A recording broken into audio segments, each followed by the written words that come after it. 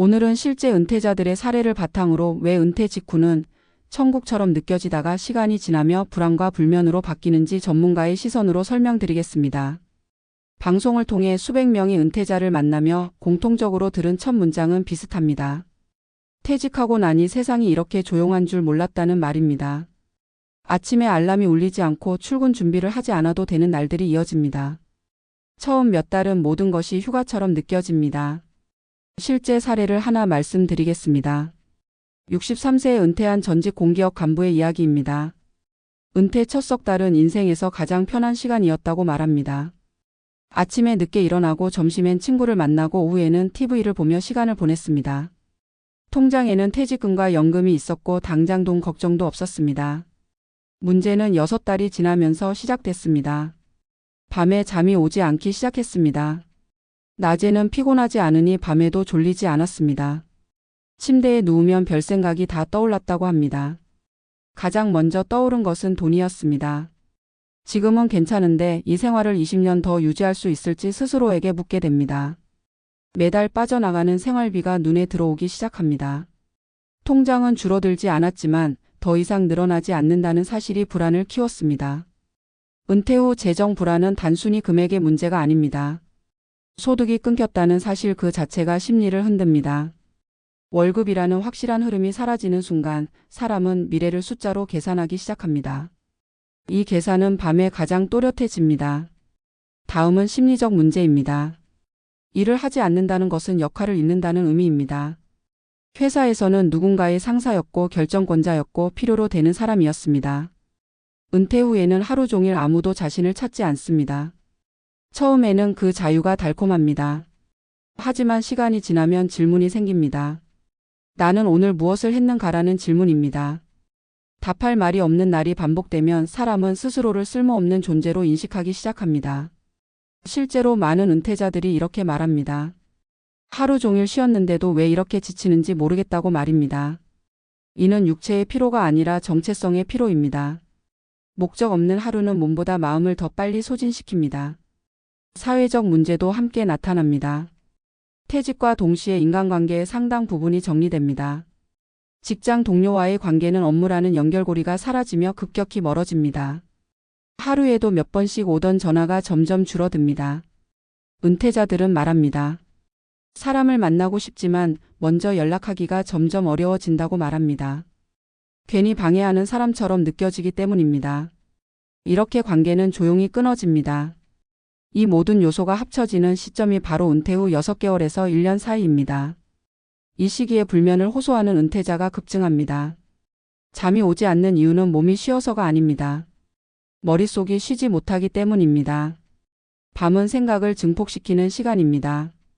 돈에 대한 걱정, 건강에 대한 불안, 앞으로의 시간에 대한 막연함이 한꺼번에 밀려옵니다. 낮에는 애써 외면했던 질문들이 밤에는 피할 수 없이 등장합니다.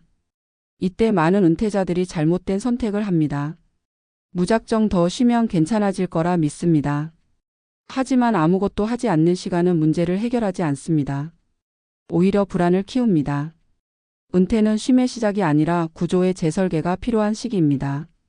수익 구조, 하루의 구조, 인간관계의 구조를 다시 만들어야 합니다. 일을 그만두었지 삶을 그만둔 것은 아니기 때문입니다. 전문가로서 분명히 말씀드립니다. 은퇴 후 가장 위험한 상태는 편안함에 안주하는 것입니다. 처음에 평온함은 오래가지 않습니다. 준비 없는 자유는 불안으로 바뀝니다. 잠이 오지 않는다는 신호는 경고입니다. 몸이 아니라 삶의 방향이 흔들리고 있다는 신호입니다. 이 신호를 무시하면 불면은 우울로 이어지고 우울은 관계 단절과 소비 붕괴로 연결됩니다. 은퇴 후의 삶은 저절로 안정되지 않습니다. 의도적으로 설계해야 유지됩니다. 작은 일이라도 매일 해야 할 이유를 만들어야 합니다. 사람을 만날 약속을 정기적으로 넣어야 합니다. 그리고 무엇보다 중요한 것은 은퇴 후에도 스스로를 쓸모있는 존재로 느낄 수 있는 역할을 갖는 것입니다. 그 역할은 돈을 많이 벌 필요도 남에게 인정받을 필요도 없습니다. 다만 스스로에게 오늘을 설명할 수 있으면 충분합니다. 마지막으로 이 말을 전하고 싶습니다. 은퇴 후 불면을 겪고 있다면 당신이 잘못 살고 있다는 뜻이 아닙니다. 대부분의 은퇴자가 같은 길을 지나옵니다. 중요한 것은 그 신호를 계기로 삶을 다시 세우느냐 아니면 외면하느냐입니다. 은퇴는 끝이 아니라 두 번째 인생의 시작입니다. 하지만 시작에는 언제나 준비가 필요합니다. 그 준비를 미룰수록 밤은 길어지고 생각은 깊어집니다. 오늘 잠들기 전에 내일의 이유 하나를 정해 보시기 바랍니다. 은퇴 후 잠이 오지 않는다는 이야기는 단순한 수면 장애가 아닙니다. 그 이면에는 삶의 구조가 무너졌다는 신호가 숨어 있습니다. 많은 은퇴자들이 스스로를 이렇게 위로합니다.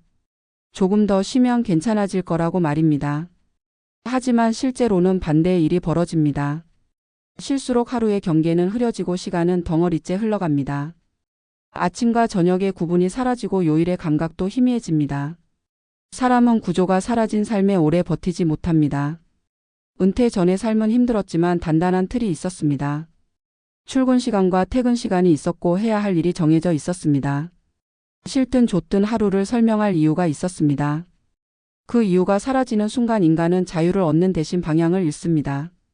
방송에서 만난 한 65세 은퇴자는 이렇게 말했습니다. 퇴직하고 나서 하루가 너무 빨리 간다고 느꼈다고 말입니다. 그는 그 빠름이 편안함이라고 착각했습니다. 하지만 어느 순간부터 하루가 기억나지 않기 시작했습니다. 오늘 무엇을 했는지 떠올리려 해도 말문이 막혔다고 합니다. 특별히 잘못한 것도 없고 특별히 잘한 것도 없는 날들이 쌓였습니다. 그때부터 밤이 두려워졌다고 말했습니다. 잠들기 직전이 되면 스스로에게 질문을 던지게 되었기 때문입니다. 이렇게 살아도 되는 걸까라는 질문입니다. 이 질문에는 정답이 없습니다. 그래서 더 괴롭습니다. 답이 없는 질문은 잠을 가장 깊이 방해합니다. 은퇴 후 불안의 본질은 돈도 아니고 건강도 아닙니다. 삶의 의미가 흐려지는 데서 시작됩니다. 의미 없는 시간은 사람을 서서히 잠식합니다. 겉으로는 아무 일도 없는 것처럼 보이지만 내부에서는 균열이 진행됩니다. 재정 문제 역시 이 시기에 확대됩니다. 실제로 큰 손실이 없어도 불안은 커집니다. 소득이 들어오지 않는 상태에서는 지출 하나하나가 크게 느껴집니다. 커피 한 잔 가격에도 계산기가 돌아가기 시작합니다. 이 계산은 숫자의 문제가 아니라 통제감의 문제입니다. 내가 삶을 통제하고 있다는 감각이 줄어들수록 불안은 커집니다. 통제감을 잃은 사람은 사소한 변화에도 예민해집니다. 이때부터 은퇴자는 자신도 모르게 미래를 비관적으로 그리기 시작합니다. 사회적 고립은 이 모든 문제를 가속화합니다. 사람은 생각을 혼자만 품고 있을수록 극단으로 치닫습니다. 대화를 나누고 경험을 공유할 통로가 줄어들면 머릿속은 닫힌 공간이 됩니다. 그 공간에서 불안은 증폭됩니다. 은퇴자들 사이에서 유독 밤이 길어지는 이유가 여기에 있습니다. 낮에는 참고 견딘 생각들이 밤에 몰려옵니다. 침대는 휴식의 공간이 아니라 고민의 무대가 됩니다. 이 패턴이 반복되면 잠 자체가 스트레스가 됩니다. 이 시점에서 중요한 것은 원인을 개인의 나약함으로 돌리지 않는 것입니다. 은퇴 후 불면은 개인의 문제가 아니라 구조의 문제입니다. 누구에게나 올 수 있는 자연스러운 과정입니다. 다만 준비되지 않은 은퇴일수록 그 충격은 더 크게 나타납니다. 전문가로서 분명히 말할 수 있는 사실이 있습니다. 은퇴 후에도 삶에는 반드시 역할이 필요합니다. 그 역할은 직업일 필요는 없습니다. 하지만 하루를 지탱하는 기둥은 반드시 있어야 합니다. 일부 은퇴자들은 봉사나 강의로 그 기둥을 세웁니다.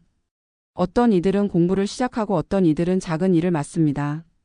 중요한 것은 크기가 아니라 지속성입니다. 내일도 해야 할 일이 있다는 감각이 삶을 안정시킵니다. 또 하나 중요한 것은 관계의 재설계입니다. 은퇴 후 인간관계는 저절로 유지되지 않습니다. 의도적으로 만들지 않으면 자연스럽게 사라집니다. 이 사실을 받아들이는 것이 첫걸음입니다. 관계를 유지하는 일은 체력과 용기가 필요합니다.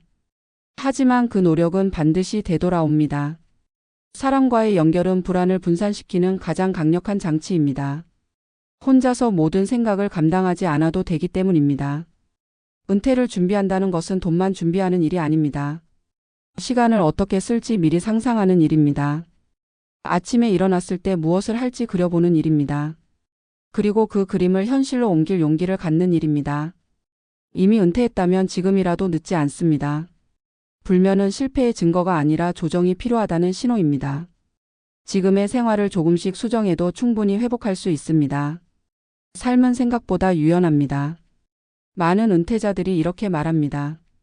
조금만 일찍 알았더라면 덜 힘들었을 거라고 말입니다. 하지만 동시에 이렇게도 말합니다.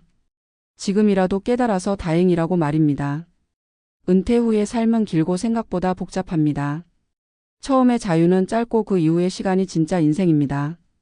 그 시간을 어떻게 설계하느냐에 따라 노후의 질은 완전히 달라집니다.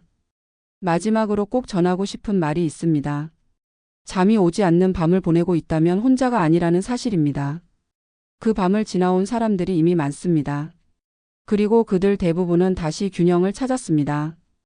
은퇴는 멈춤이 아니라 전환입니다. 방향을 잃은 것 같을 때는 속도를 줄이고 구조를 다시 세워야 합니다. 하루를 설명할 이유 하나만 생겨도 삶은 다시 움직이기 시작합니다. 오늘이 불안하다면 내일을 설계할 기회가 아직 남아 있다는 뜻입니다.